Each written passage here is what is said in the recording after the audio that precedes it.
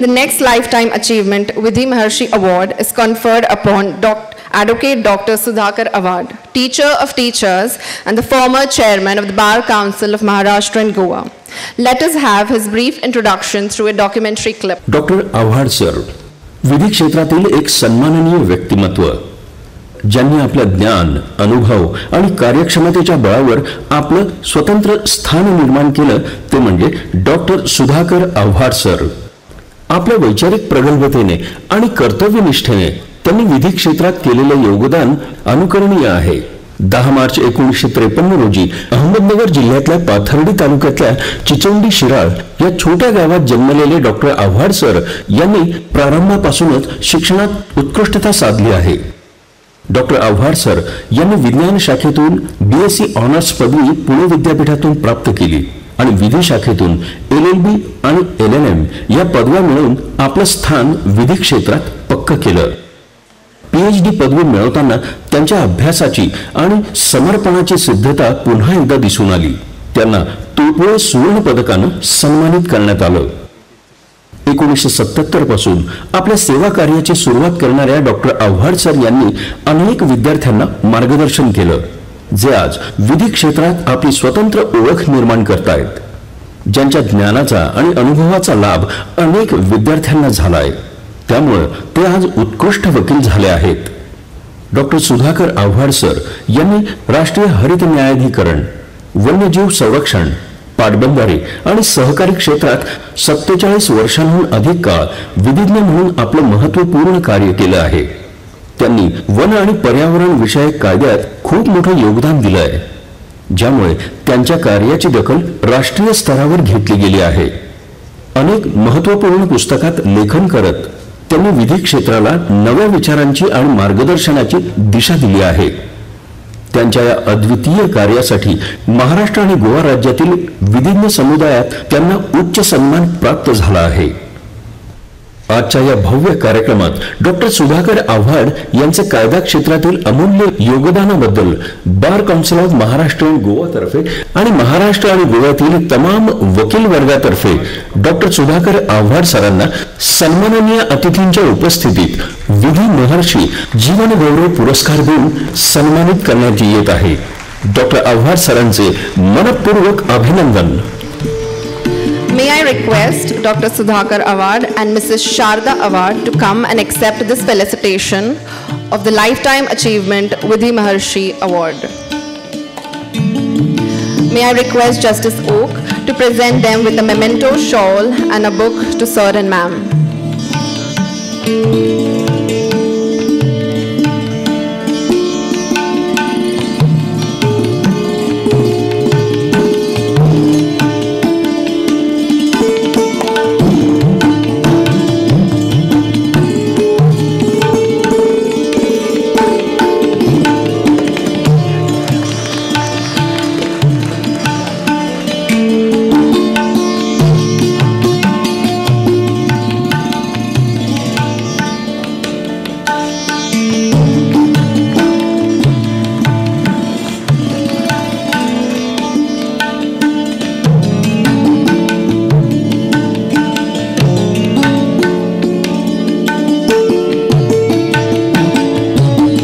धन्यवाद सर. मी आपणा सगळ्यांना विनंती करते की ज्या 3 सुपुत्रांनी न्यायक्षेत्रावर त्यांच्या कर्तृत्वातून जो प्रभाव पाडला आहे त्या प्रतीची कृतज्ञता म्हणून आपण त्यांना पुरस्कार प्रदान केलाय, तर मी आपल्या सगळ्यांना विनंती करते की एकदा आपण सगळ्यांनी उभं राहून या सगळ्यांना कृतज्ञता म्हणून जोरदार टाळ्यांच्या गजरामध्ये मानवंदना द्यावी.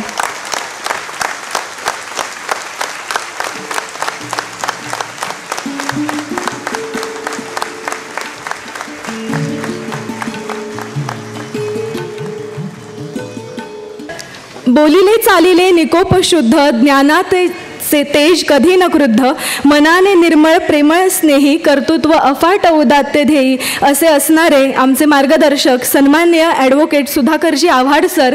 मी सरांना विनंती करते की आपण यावे आणि पुरस्काराला उत्तर द्यावे, आपले मनोगत व्यक्त करावे. सुधाकरजी आव्हाड सर.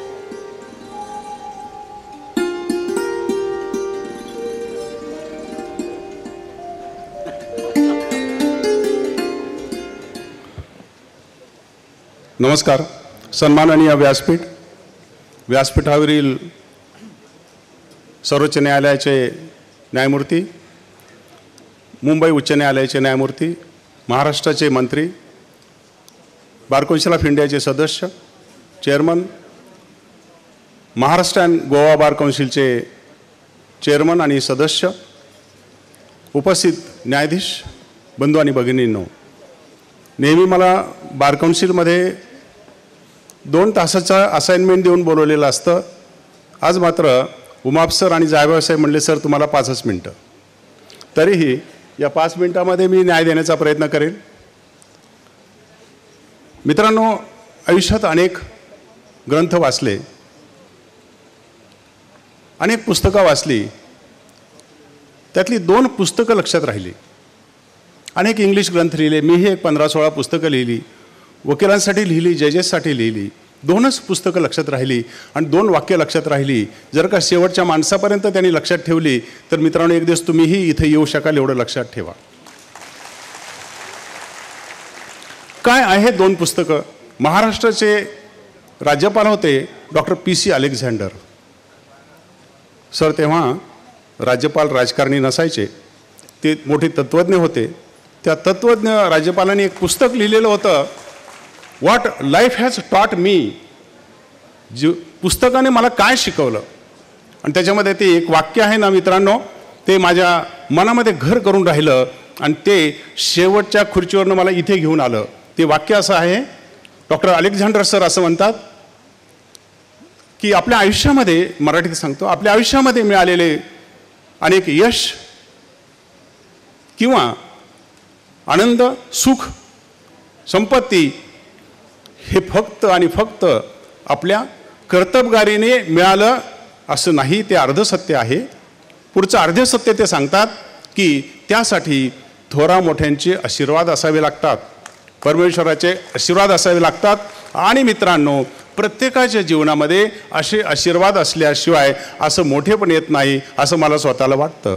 या पार्श्वभूमीवर bar council of Maharashtra and गोवानं जे मला ही संधी दिली, मला हे पारितोषिक दिलं आणि तेही सर्वोच्च न्यायालयाच्या न्यायमूर्तींच्या हातून दिलं, त्याबद्दल मी त्यांचं प्रथम ऋण व्यक्त करतो. मित्रांनो, आता वंदनाताईंनी सांगितलं आपल्याला विजयराव मोहित्यांच्या विषयी. मला असं वाटतं चेअरमन आणि सर की मला जरा लवकरच तुम्ही पुरस्कार दिला. मी आता ऐकलं विजयराव मोहिते सरांच्या विषयी आपण सांगितलं, भीमराव नायकांच्या विषयी सांगितलं. अरे हे आमचे आयडॉल होते. जेव्हा मी 1974-75ला कायद्याचा विद्यार्थी होतो 75 साली, तेव्हा विजयराव मोहिते सर आम्हाला ILS कॉलेजमध्ये IPC आणि CRPC शिकवायचे, वंदना मॅडम. मग जर का इतक्या मोठ्या लोकांच्या त्या लाईनीमध्ये किंवा त्यांच्या रांगेत मला नेऊन बसवलं, याबद्दल राजेंद्रजी मी प्रथम तुमचे आभार व्यक्त करतो. आता दोघांनीही पण नाईक सरांनीच आणि ताईंनी आपापल्या वडिलांच्या विषयी सांगितलं.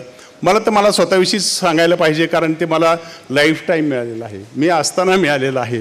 तर मला त्याच्याविषयी काय मिळालं याची थोडीशी मला तुम्हाला काहीतरी सांगितलं तर पाहिजे.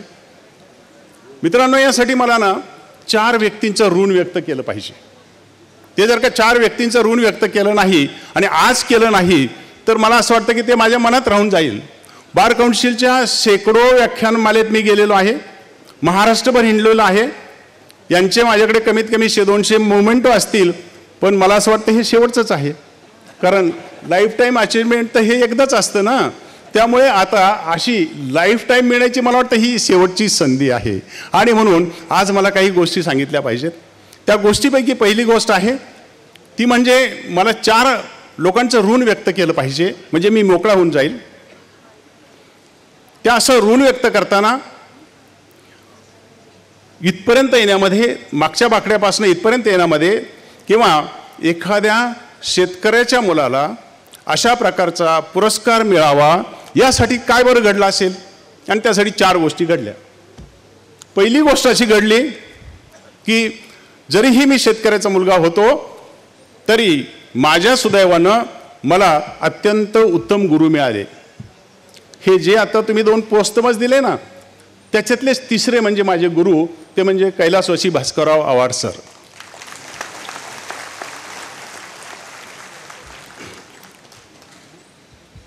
त्यांनी मला कायद्याचा मार्ग दाखवला. त्यांनी मला बोटाला धरून ज्ञानमार्ग दाखवला. कसं आपण शिक्षण घ्यावं आणि शिकवावं हे त्यांनी मला शिकवलं. त्यामुळे ह्या त्रयींच्या पैकी मी त्यांचं आभार व्यक्त केल्याशिवाय, त्यांचं ऋण व्यक्त केल्याशिवाय पुढे जाणं बरोबर होणार नाही. मित्रांनो, दुसरं आहे ऋण म्हणजे ते घरी सांगितलं की लोक हास्यास्पद असतं. लोक म्हणतात, अरे हा इथे बायकोचं कौतुक करायला आलाय का? पण मित्रांनो, दुसरं ऋण व्यक्त करायचं सर, ते म्हणजे माझ्या पत्नीचं. कारण ते ऋण व्यक्त करताना सर मला थोडंसं माझ्याविषयी बोलायला परवानगी दिली पाहिजे. ते 5 मिनिटाचे 10 मिनिटं प्लीज करा.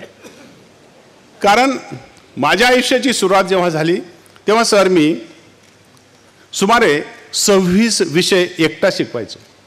It was my own one man army. माझा क्लास मी, आणि रोज 7 तास आणि 26 विषय सर, असं मी 40 वर्ष शिकवलं. त्यासाठी मी आयुष्यामध्ये कधीही कोणतंही पुस्तक घेऊन गेलेलो नव्हतो. मात्र दिवसभर एवढा व्याप असायचा, कोर्ट असायचं, आणि त्याच्यातून घरी आलो की बायकोनी काय विचारलं की हो हो, नाही नाही, बरं ठीक आहे, अशाच प्रकारची उत्तरं असायची. कधी मध्ये काय हे आणायचं आहे, ते आणायचं आहे, मग कपाटातले पैसे घेऊ का खिशातले पैसे घेऊ? मी हो हो, नाही नाही करायचो. पण मग जास्ती असतील तर तुमच्या खात्यातनं काढू का माझ्या खात्यातनं आणू? मग मी थोडंसं बोलता व्हायचो आणि मग तिथे काहीतरी सांगत राहायचो. मात्र अगदी दोन्ही मुलांचं शिक्षण असतील, आपणाला माहीतच आहे, अरविंदला अगदी PhD करेपर्यंत आणि सुप्रीम कोर्टात त्यांनी स्थायिक होईपर्यंत यांनीच बघितलं. मुलीला डॉक्टर व्हायचं यांनीच बघितलं. आमच्या घरातली लग्न कार्य असतील, पाहुणे रावळे असतील, सगळं यांनीच बघायचं. कारण मला सकाळपासून रात्रीपर्यंत एक आणि एकच ध्यास, काम काम आणि काम. आणि याच्यातून मी अनेक पुस्तकं लिहायचो, अनेक लेक्चर लिहायचो, आणि मग ह्याच्यातून मला त्यांचं ऋण व्यक्त करता आलं नाही. बरं, वकिलावरती आपल्या सगळ्यांना माहितीच आहे, बायकांचा कधी विश्वास नसतो. जजेसचं मला माहिती नाही. कारण जजेसला फिक्स टाईम तरी आहे, वकिलाला काही फिक्स टाईम नसतो. याला उशीर का झाला याशिवाय अनेक वेळा संदेह निर्माण होऊ शकतो. आणि म्हणून घरी अनेक वेळा सांगितलं तरी त्यांना ते असं वाटायचं, अरे हे वकील चॅप्टर असतात, हुशार असतात, चुकीचं सांगू शकतात. पण मी आता न्यायमूर्तींच्या साक्षीने सांगतो की खरोखरच मी त्यांचा ऋणी आहे, आणि ते ऋण मी आज व्यक्त केलं पाहिजे. मित्रांनो, तिसरं ऋण आहे ते म्हणजे कधी कधी अहंकार येतो. आणि तो अहंकार कोकण कवी बाभ बोरकरांनी त्यांच्या कवितेत फार सुंदर सांगितलंय. ते असं म्हणतात, जीवन त्यांना कळले हो, मी पण त्यांचे पक्व फळापरी गळले हो. जर का आपल्याला ज्ञानाचा अहंकार आला तर तसा येऊ नये, म्हणून त्या बाबतीत तिसरं ऋण व्यक्त करतो. सर, मी माझ्या आयुष्यामध्ये कित्येक हजार वकील माझ्या क्लासमधनं गेले. सुमारे 300 जजेस महाराष्ट्रात विविध ठिकाणी आहेत. त्यातले एक आता मुंबई उच्च न्यायालयाच्या औरंगाबाद खंडपीठामध्ये न्यायमूर्ती पण आहेत. जर का मी हा सगळा उपद्व्याप इतके वर्ष केला असेल तर याच्यातून जे हजारो विद्यार्थी तयार झाले, काही माननीय सर्वोच्च न्यायालयामध्ये आता ते सिनियर काउन्सिलही आहेत. 2 डझनपेक्षा जास्त विद्यार्थी सर्वोच्च न्यायालयात आहेत. काही विद्यार्थी तर लंडनच्या टेम्पल इनमध्ये सुद्धा बॅरिस्टर आहेत. मित्रांनो, भारतभर नव्हे जगभर असा जो माझा प्रवास घडला, याच्यातून मला अहंकार येऊ नये म्हणून मी नेहमी पाहायचो, अरे मी जास्त शिकवलं का त्यांच्याकडून जास्त शिकवलो? आणि सर, मी आता प्रामाणिकपणे कबूल करतो, मी विद्यार्थ्यांना जेवढं शिकवलं, मी जेवढं वकिलांना शिकवलं, त्यापेक्षा मी खरंच त्यांच्याकडून जास्त शिकलो. कारण मला खात्री पटली, माणूस शिकवताना जास्त शिकत असतो आपल्या विद्यार्थ्याकडून. माझ्याकडे क्लासला येणाऱ्या त्या न्यायाधीशांच्या क्लासमधून त्यांच्याकडून मला जास्त शिकायला मिळालं. आणि म्हणून मी तमाम सगळ्या माझ्या विद्यार्थी वकील मित्रांचं आणि झालेल्या न्यायाधीशांचं मी आदरपूर्वक अभिनंदन करतो आणि आभार मानतो. चौथं, शेवटचं, आपली वेळ संपण्यासाठी शेवटचं असं आहे की ते आभार मला मानायचे आहेत. सर, मी आयुष्यभर मास्तरकी केली. मला लोक गुरुजी म्हणायचे गमतीनं, किंवा माझे मित्र म्हणायचे. सर, मी माझ्या आयुष्यातला 75% वेळ हा मास्तरकीसाठी दिला, 25%च फक्त वेळ वकिलीसाठी दिला. पण माझ्या सांपत्तिक स्थितीमध्ये माझ्या त्या मास्तरकीमुळे 10-20% पण पैसे नाही मिळाले. जे काही पैसे मिळाले ते मी 25% केलेल्या वकिलीतल्या कामामुळे मला मिळाले आणि म्हणून मला माझ्या चौथ्यांदा सर्व अशील मंडळींचा आभार मानले पाहिजे. नाहीतर फक्त ॲडव्होकेट्स ॲक्ट वाचला असता, नाहीतर फक्त माननीय न्यायमूर्तींनी अधूनमधून दिलेले निकालपत्र आणि प्रोफेशनल एथिक्सविषयी दिलेल्या कानपिचक्या वाचल्या असत्या. पण जर का मी संताचं वचन लक्षात ठेवलं नसतं, प्रपंच करावा नेटका, तर मित्रांनो माझा मुलगा आणि मुलगी आणि बायको ह्यांनी सुद्धा मला सांगितलं असतं, अरे तुम्ही व्यवहारात कच्चे होता. म्हणजे थोडक्यात मी तुम्हाला सांगू इच्छितो की जरूर आपलं ॲडव्होकेट्स ॲक्ट एथिक्स नक्की पाळायलाच पाहिजेत. सुप्रीम कोर्टाचे विविध निकाल आहेत तेही पाळा, पण आपलं संत वचन पण लक्षात ठेवा. काय? प्रपंच करावा नेटका. मित्रांनो जर का तो प्रपंच तुमच्या प्राईम टाईममध्ये नीट नाही केला, मग आता पंचायतीत येताल तेव्हा तुम्हाला सुख समाधान मिळणार नाही आणि आपल्याच घरातले लोक विचारतील, अरे तुम्ही आमच्यासाठी काय केलं. जर का तसं म्हणून घ्यायचं नसेल तर तरुण वकिलांनी आत्तापासून मार्गाला लावा, समर्थ बायको करा किंवा बायकोला समर्थ करा आणि त्याच्यातून आपल्या प्रपंचाची उन्नती करा. एवढं मी सर्वांना सांगू इच्छितो. जाता जाता सांगेन की बार काउन्सिल ऑफ इंडियामध्ये सर मी 2002 साली अध्यक्ष होतो. पण तेव्हा बार काउन्सिल सर गरीब बार काउन्सिल होतं, महाराष्ट्र बार काउन्सिल आणि महाराष्ट्र बार काउन्सिल. तर महाराष्ट्र बार काउन्सिलकडे तेव्हा पैसे नसायचे, त्यामुळे आम्ही असे कोणतेही कार्यक्रम करू शकलो नाही. ना आमच्याकडे धोरण नसावं किंवा आमच्याकडे पैसे नव्हते. मात्र अलीकडची जी बार काउन्सिल आहे, हे जे बार काउन्सिल आहे, यांनी भारतामध्ये प्रायोगिक तत्वावरचा क्लेपचा कार्यक्रम सुरू केला आणि कैलासवासी भास्करराव आव्हाडांच्या नावाने ब्लेपचा कार्यक्रम सुरू केला. आपल्याच हस्ते त्यांचं सर उद्घाटन झालेलं आहे. आणि ह्या क्लेपच्या कार्यक्रमात जयंतराव जायभावांच्या प्रेरणेने सुरू झालेल्या ह्या कार्यक्रमात त्यांनी 3 व्यक्तीला पहिल्यापासून इन्व्हाइट केलं. ॲडव्होकेट राजीव पाटील, बॉम्बे हायकोर्ट, आमचे ज्येष्ठ मित्र कानेटकर सर आणि मी सर यांच्या माध्यमातून महाराष्ट्रातल्या 100पेक्षा जास्त बारमध्ये मी कमीत कमी 200-300 व्याख्यानं दिलेली असतील वेगवेगळ्या पद्धतीनं. आणि हे करताना माझ्या मोठ्या बंधूचं एकच वाक्य लक्षात ठेवलं की शिक्षण विकू नकोस. मग वकिलीतनं भरपूर पैसे मिळाले, माझ्या गरजा भागल्या, मुलातल्या सुप्रीम कोर्टाच्या गरजा भागल्या, माझ्या डॉक्टर कन्याच्या गरजा भागल्या. मला असं वाटलं अरे आपल्याला पुरेसं आहे एका जीवनामध्ये. आणि मग सर त्या पद्धतीनं हे सगळे साक्षी आहेत. महाराष्ट्रभर मी हिंडतो, मी माझ्या खर्चानं जातो आणि त्याचं कुठलं मानधन पण घेत नाही. यासाठी मी दरवर्षी 5, 7, 8, 10 लाख रुपये माझे स्वतःचे खर्च करतो. मात्र यामुळे मला या व्यवसायाने जे भरभरून दिलं त्यातली थोडीशी गोष्ट परत देता आली, हे समाज ऋण मला व्यक्त करता आलं आणि त्यासाठीही मी ह्या सर्वांचा आभारी आहे. मित्रांनो, या समयी मला येतानाच वेळेचे बंधन घालण्यात आलेलं होतं. आपण सर्वजण इथे उपस्थित राहिलात आणि तुम्हीही मला आशीर्वाद दिलेत, त्याबद्दल मी आपणा सर्वांचाही आभारी आहे. न्यायमूर्तीगण दिल्लीवरनं आले आणि त्यांनी पण आम्हाला आशीर्वाद दिले, त्याबद्दल मी त्यांचंही ऋण व्यक्त करतो. धन्यवाद.